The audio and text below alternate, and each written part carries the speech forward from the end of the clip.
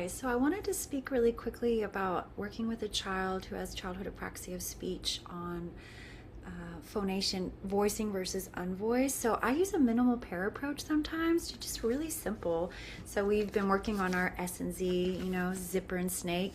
So I'll just put them, two cues here, and we go through a few vowels. So we might say C, Z, S, Z.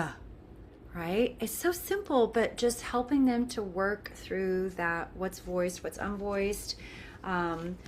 We've recently advanced, so exciting, my student who wasn't able to even do TH, and now she can do it. So same thing, we might say think, or think, bath, math, that, this, those, right? Just highlighting that voicing difference. So something really simple you can do with the Bjorn speech cues, which I love if you don't have them.